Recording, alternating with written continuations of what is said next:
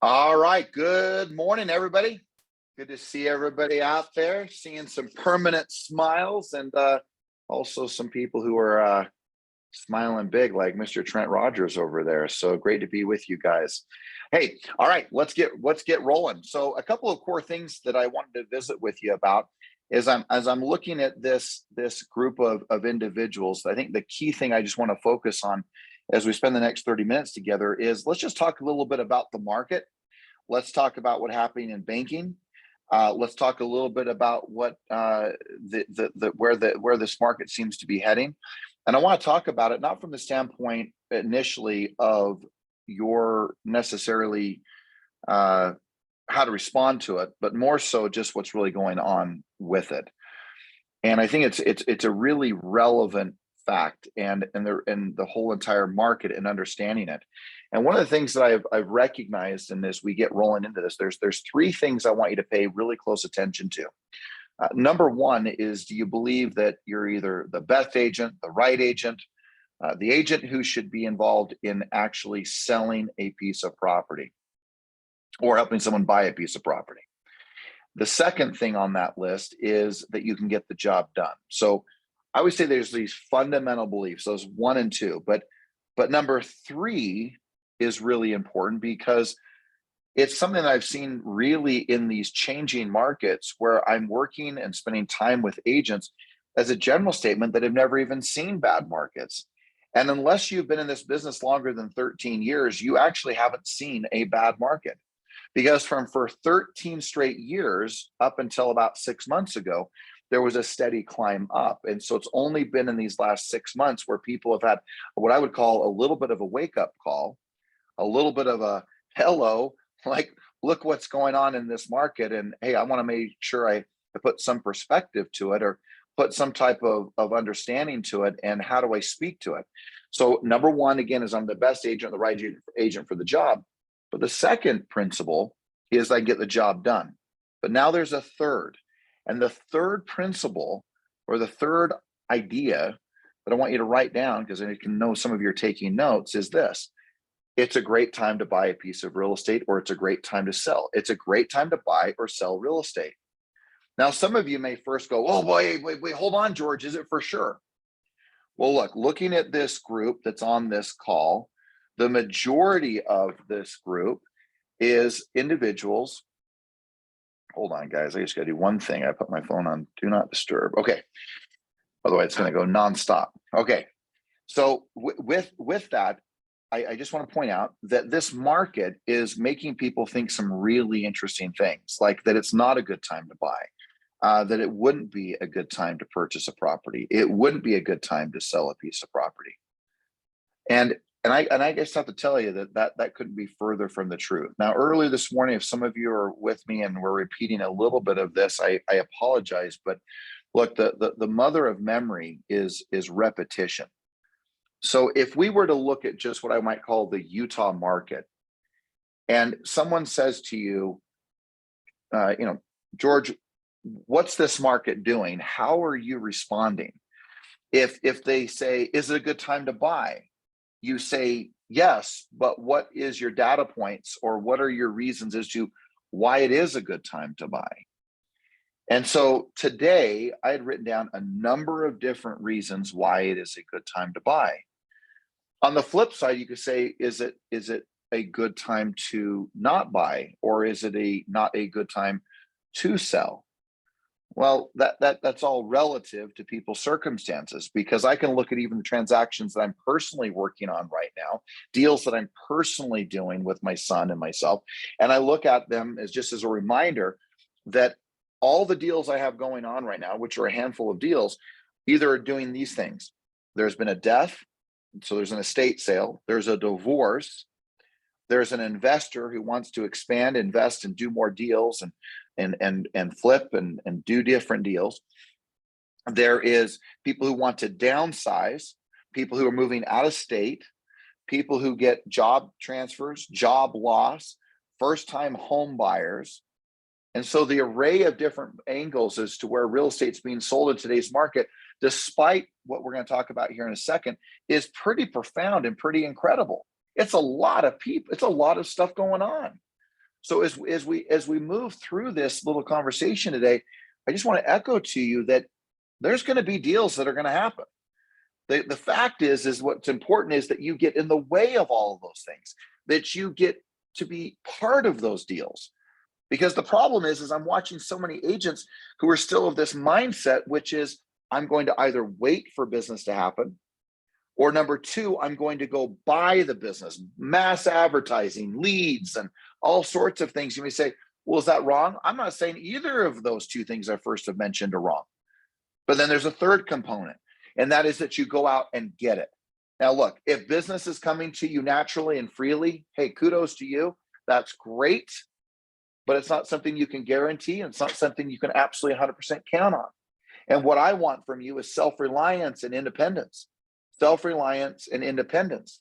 And if that's the case, then the reality is that individually, we need to ask ourselves, how do we create a predictable and duplicatable business model? How do you duplicate it? How do you predict it so there's consistency to it? So with that being said, I just want to switch to just the market itself. If we look at the market, right, there's parts of the market we can control, there's parts of the market we can't control. When we look at just the simple process of listing a home and selling it, I just want to point something out to you.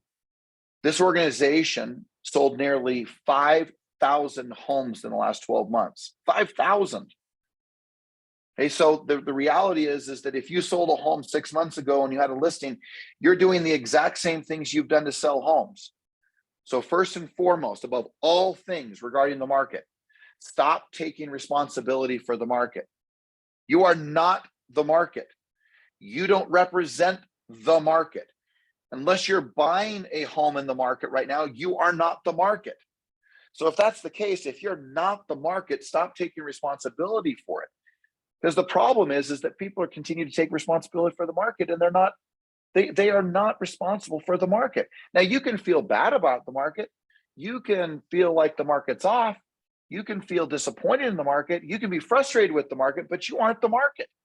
So stop taking responsibility for the market. The question is what are you responsible for? Well, what I can tell you you're responsible for is the marketing of a home, the customer service to a client, the way in which you show property, the way in which you write contracts, the way in which you operate within the market is within your control, but you are not the market. And that you need to liberate yourself from that belief system that if a home is not selling, if you're doing the exact same things you've done to sell multiple homes before, then the question is, what is the problem? So a seller has 3 focus points. Number 1, have the home priced right. Number 2, have the home available. And number 3, have the home in the right condition while it's being shown. That's it. But if you're doing all the marketing on a home, speaking specifically of listings, and it has not sold, and it is the right condition, and it is available, the only thing to look at is the price. So when you sit there and scratch your head going, man, I can't figure out why this home isn't selling or this property, stop that nonsense. The reason it's not selling is because the price isn't right. You say, well, it's the best priced home there. It doesn't matter. It still means that you need to price it right. It still means that you need to pay attention to the pricing strategy, which is if there's no showings, if there's no offers, and 3 weeks have gone by, that means you are at least 7 to as much as 10% overpriced. But if you have a handful of showings, let's just say 3 or more in a week, and you still have no offers, and 2 or 3 weeks have gone by, it's another reminder that the home is overpriced. The problem is we want to think it's something different. So we'll do things like, oh, I better go do an open house. Oh, I better advertise more. Look, if you're doing the exact same things we've done to sell nearly 5,000 homes in today's marketplace in the last 12 months, it is not your marketing. Now, if it is, double check the marketing, but it's most likely not. It's the price. So get serious about pricing properties properly right now. Get serious about what this market is actually doing. So look, I want to give you a handful of things that I believe support the reasons why it is a great time to buy. It is a great time to sell if you live in the state of Utah. Right here's the deal. Everyone is saying like there's beliefs, and let's just say that I'll write this up here. I'm going to show you a picture, but let me just do something really quick for you.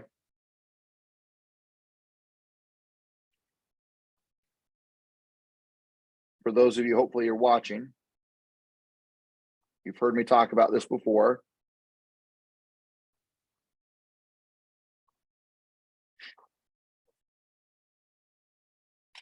So let's just say that that's a tabletop. All right, a tabletop. That tabletop says I have a belief that I'm going to wait. I'm going to wait for the market to get better. So such as my beliefs that support such a thing as I'm going to wait would be the interest rates. It could be pricing. It could be inventory shortages, specifically right now. It could be rates, pricing. It could be mortgage programs. But the key thing here is that these are the legs that support that belief. And you say, well, George, but isn't it true that the rates are high, so it's a good thing to wait? Well, here's the question. What's telling you they're going to go down? Is it a good position to say I'm going to wait because pricing is going to go down? Is it? We're going to talk in a second about that. Is it a good thing to wait because inventory is short? But if rates go down, inventory will stay short. And then last, the mortgage programs. Is that a good reason? I don't know. Let's find out. So let's just talk about the Utah market specifically. What's good about the Utah market? What makes it a good reason to buy a home in today's marketplace? Specifically, of course, if you're in Utah. Well, here, let's just make a list here really quick. These are not in a particular order, but I'm going to talk about them, and I'm going to talk about them just off the top of my head. I've been speaking on them, talking on them, writing them down, so I don't even need to look at the list. So here's a few thoughts. Number one is that Utah is a debt-free state. And you say, well, what does that matter? It matters because it's run incredibly fiscally responsible. You may like it to be needing to run differently, but it's still a great state from the standpoint of its economics and its fiscal responsibility. It is a debt-free state, unlike so many other states in the country. Second, it is a highly educated state, one of the most highest educated states in the country. Number three, it is a highly linguistic. People know many languages in this state.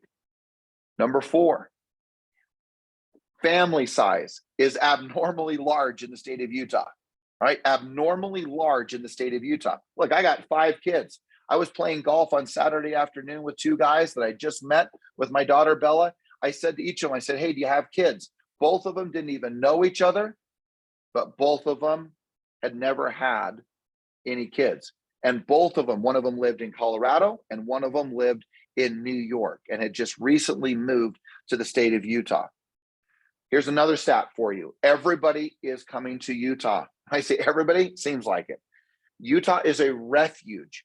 The average amount of people is over 50,000 net gain per year of people to this state. 50,000 people net gain. Now, what does that mean between large family sizes? What does it mean between an aging younger population who are wanting to buy homes? What is it saying about this state being a refuge as states are being so poorly run like a California and others? They come in droves to Utah, Idaho, Montana, Texas. Why?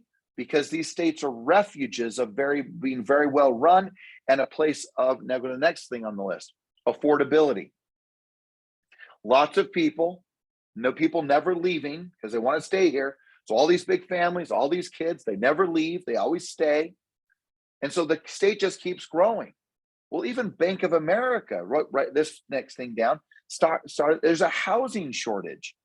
If we have to just produce 30 homes or 30/residences through apartments, through homes, through condos, through single family residences, whatever, 30 homes a day just because of the influx of people, that is profound.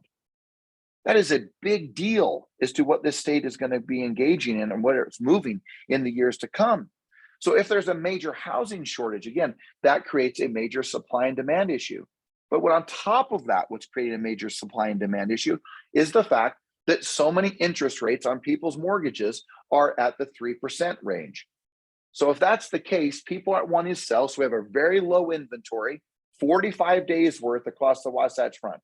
45 days if no other homes come on the market. Whoa, that is low. So all of a sudden, when you start saying, wait, yeah, but what about the rates? Well, what about the rates? In the last 7 days, or 5 business days, or 6 business days, mortgage long-term rates have gone down. That's a positive for us in the real estate side of it. There's a negative, right, is to all the banks that are getting bailed out. If you guys aren't aware of this, in the last 7 days, the balance sheet of the US government, the feds, $300 billion went onto the balance sheet for the US government, in the federal government, in the last 7 days. Why? Because of bailing out the banks. Again, money printed. Again, money being infiltrated into the economy. Now, one would call that in most cases quantitative ease, QE, if you've heard that before, which means we're going to print a lot of money and we're going to keep rates really, really low. So when you start seeing quantitative ease, 2 things start to happen. Cash gets poured into the marketplace, inflation continues to climb, which they deeply believe because of the bank failures that are going on, that rates will continue to not only stay stable, but they're going to continue to decline for long-term mortgage rates. So from that standpoint, it's a good thing. So all of a sudden you start looking at, like, should I buy in the state of Utah? Housing shortage. I can always refinance once I get my rate or my program. Tons of loan programs are out there, 5-year 1-arm, 5 1-arms, 7 1-year arms. But the reality is that it is an incredible time to buy because of housing shortages, because of even the rates and the programs that are available. The banking system, the inflation issues is going to spur even more value and upside to the marketplace. I can give you answer after answer. Over the last 100 years, on average, 3% per year, real estate has gone up 3% per year on average for the last 100 years. So if for some reason you have bought into the idea that, well, rates are really high, we're going to wait, find a way for those people to buy a house. Get the right program, get an ARM, get something that allows them to buy, because it's not going to get easier. And the moment that the market gets better, the moment that the market declines in its interest rates at even higher levels, the moment it will get white hot again. And you say, well, when is that going to happen? I think it can happen soon. And the reason it's going to happen soon is because we've got some really peculiar things going on here. We've got some really strange stuff in today's marketplace that's going on. And if that's the case, then we need to pay close attention. And we need to pay attention to the fact of simply, what are we focusing on? Are we focusing on the bad rate? Or are we focusing on how there is such a shortage of inventory? If we don't buy now, they're never going to be able to buy in the future. And you start looking and say, okay, wait, what about Utah? Is it in a bubble? Is it? Utah has never been in a bubble. It's still this is the next few points, awesome cost of living. Even though it might be expensive to you, it is not expensive to the rest of the country. Hence, they keep pouring in here because cost of living is so good. Now that reflects into business, small business and big business. What is big business doing? From the Facebooks to Micron to Microsoft to Adobe to all sorts of companies who are pouring into Utah for the tax benefits of small and big business, to the way in which the state is run, to truly low economic employment situations where the cost of an employee is much less here than it is in other states of the country. So all of a sudden you start going, wait a second here. Is it really this good? Yes, yes, yes, it is. But somehow we get caught up in the idea that, well, I wouldn't buy. Well, first, well, that's okay if you're not. But again, people are dying, people are divorcing, people are getting job transfers, investors want to buy, first-time homebuyers want to buy, sellers want to sell and downsize. I mean, the list goes on and on of reasons why real estate's going to be sold.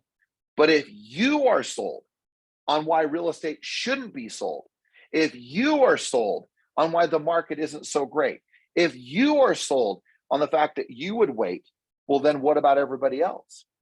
Don't be that person.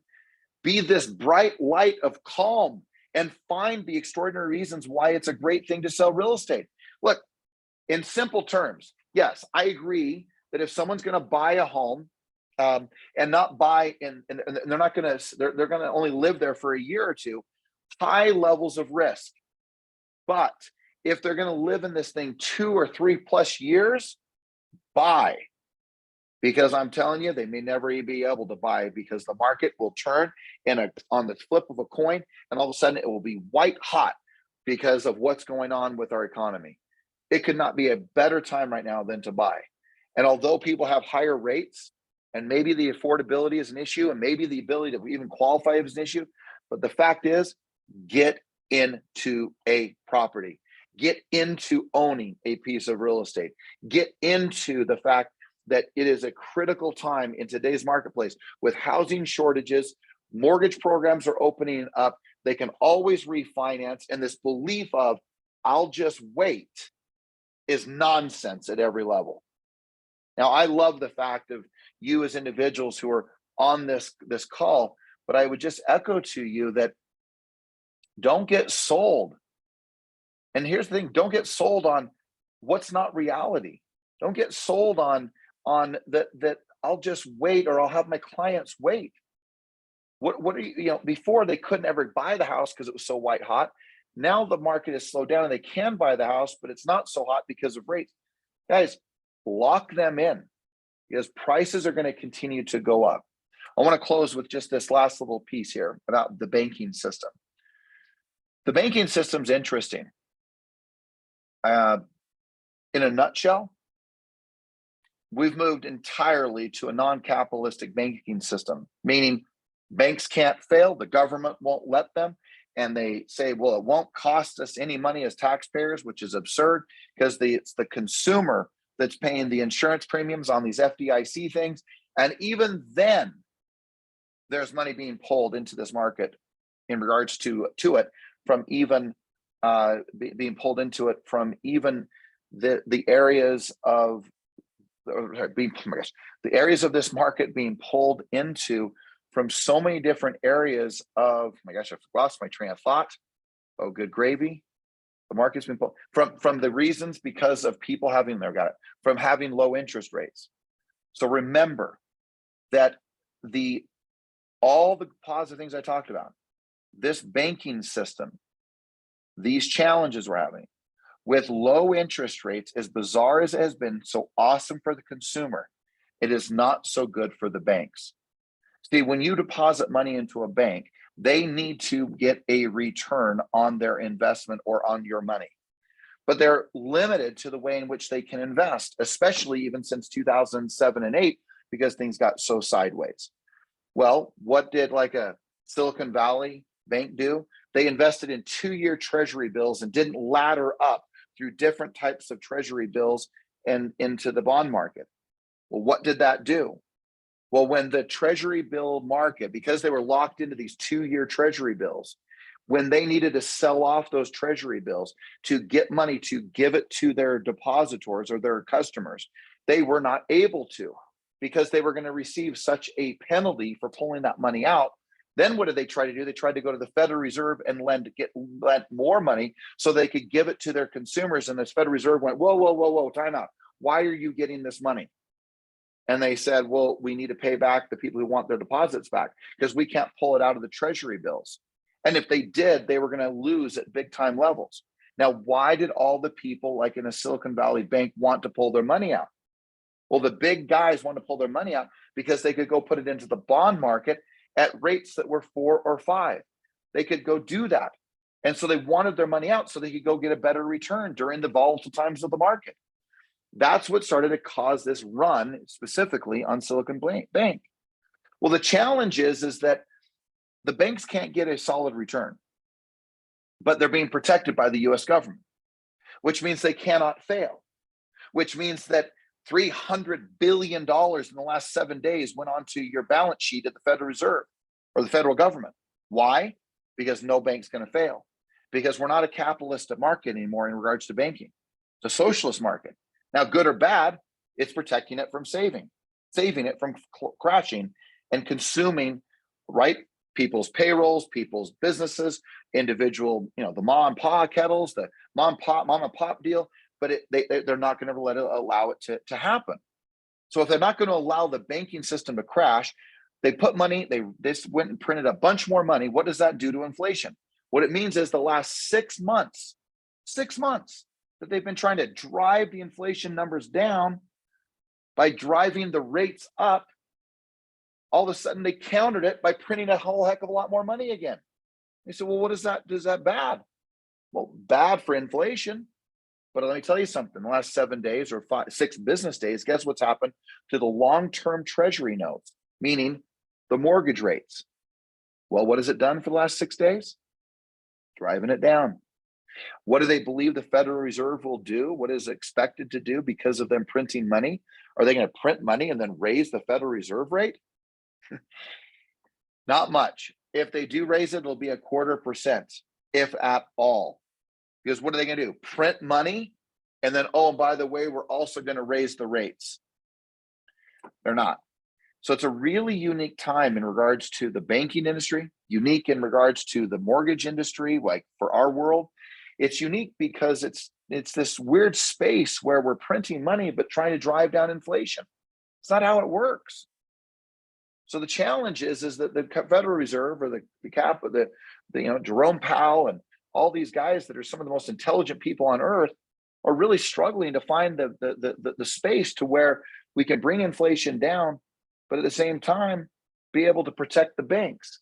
We're trying to have our cake and eat it too. Well, I don't think that's going to change. What I think is going to happen is you're going to see rates continue to come down.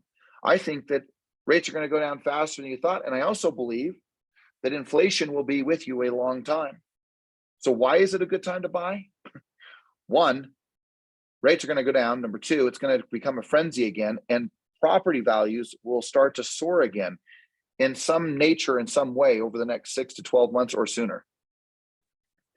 In my opinion, again, no facts to this. These are just my opinion, but no guarantees of this. These are just the things that I'm seeing, and the things that I'm seeing. Well, because we carry such a big footprint in this company, it's pretty indicative of what the entire market's doing because of the amount of sales that we do. Well, when you start to look at what's happening, you start to realize very, very quickly that we're in a very, very different market. But at the same time, when you start putting that type of cash into the marketplace to save banks like Silicon Valley and others, and even all the regional banks, even Madam Secretary Yellen this week was asked, you've infusing cash into these banks, these big banks, is going to destroy all of the community banks. And she said, I'm sorry, I can't, so many words, I shrugged her shoulders. If you saw it, kind of shrugged her shoulders and hemmed and hawed around the question, because the reality is that she's spot on. The reality is that the banks who are these smaller banks who invested in these T-bills and other things like it and have long-term holdings in those T-bills are going to have some real struggle. And yet they may take care of them, but it's also going to drive all of the consumers and customers to the large banks like the Wells Fargo's, like the Bank of America's, like the JP Chase or Chase Bank, because that's what will happen, because these guys are so big that it's impossible to allow them to fail, or it would destroy the entire economy, not only for the US, but most likely globally, if those types of banks like Bank of America or Chase or Wells or Citi went under. And it's just not going to be the case. They're not going to allow it. So again, why do I speak to all this? You don't need to know all those details. I am obsessed with it. I love watching it. I love seeing it. I love knowing what's going on. But what it means to you, it means you need a prospect. It means that you need to advise people that it's a great time to buy.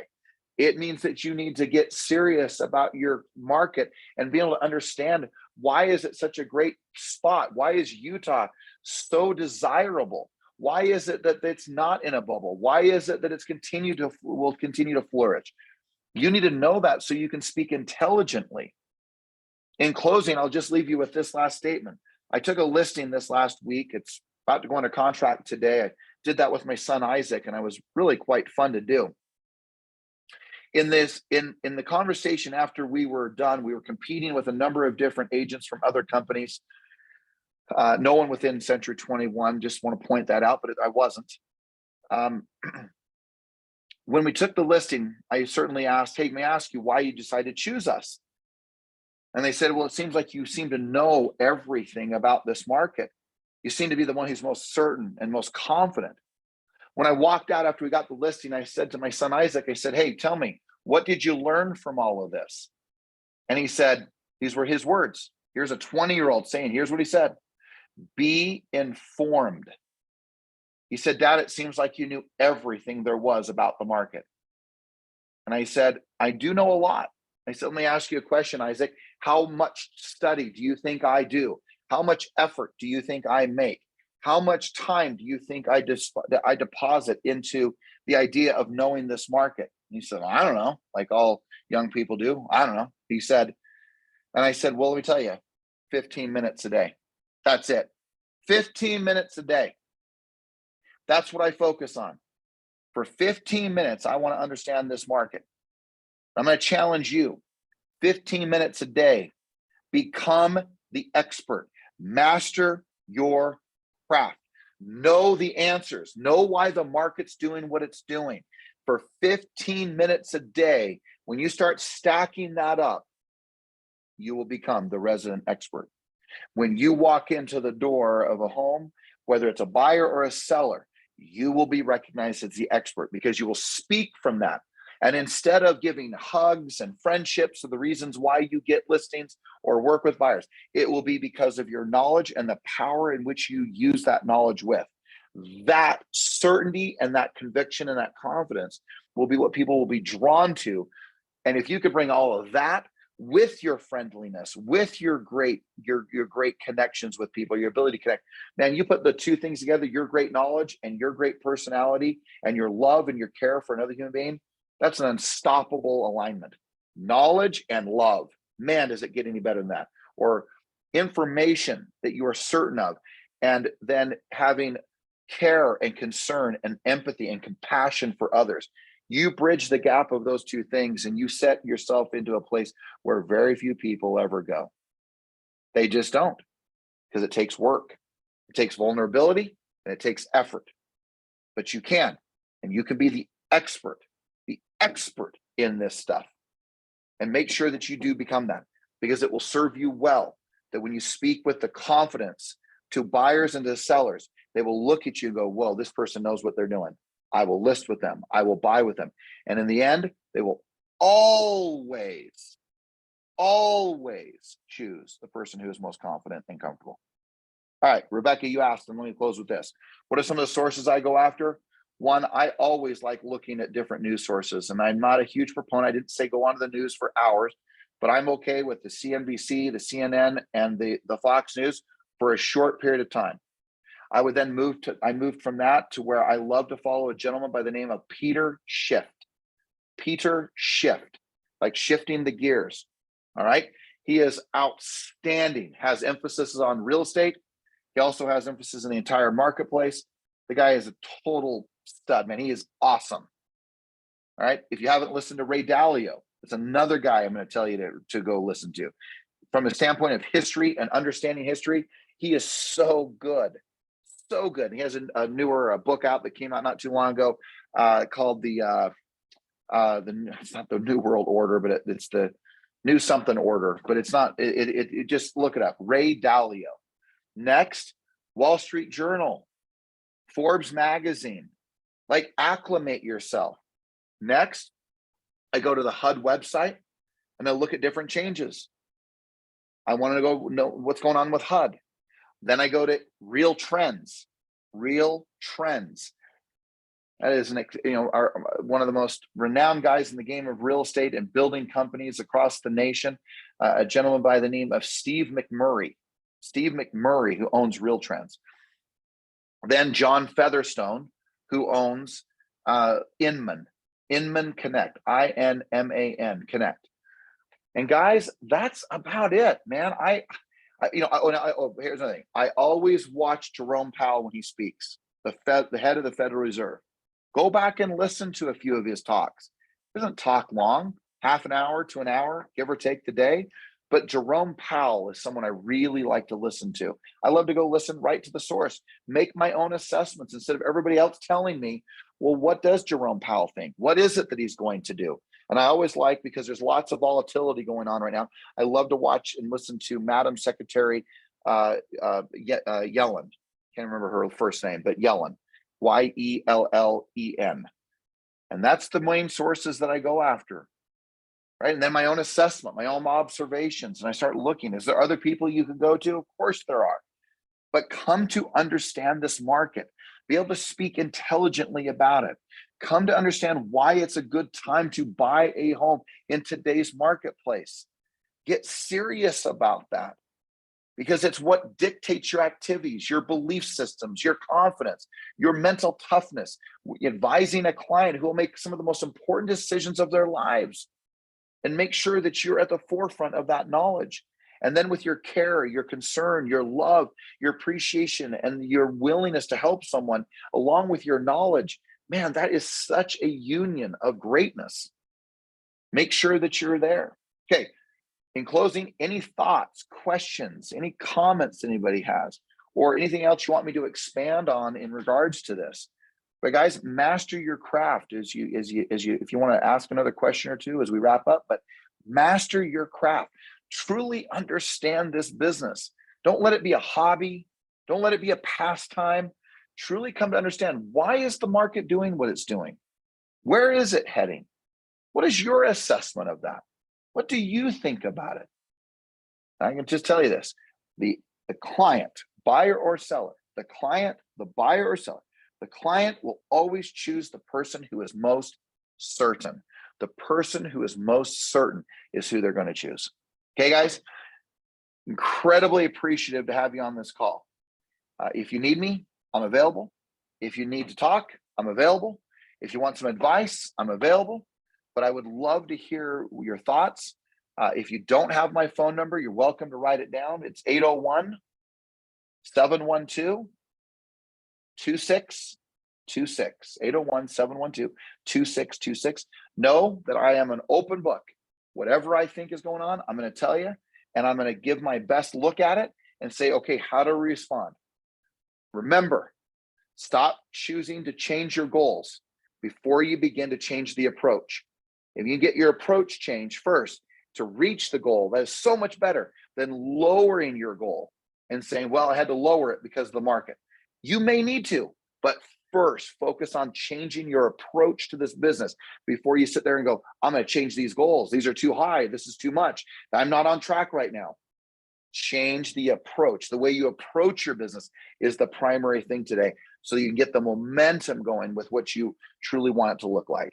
Okay, guys, I'm seeing, hold on, let me just double check here. Okay. All right, guys, thank you so much. Just remember, nothing about this business you can't learn, which means, of course, there's nothing about this business you can't go do. So go do it. These are defining moments and times where you sit back and go, like, man, Utah is a very special place, guys. We live in a very, very special state. And we have the ability to go make a huge difference in the lives of a lot of people because of this wonderful and beautiful state that we live in. All right, go take advantage of it, because you are the leader that you're supposed to be for the people who need you. All right. Okay, guys, I'm signing off. Have an extraordinary rest of the week. Let's start strong and finish strong. It's going to be a great week.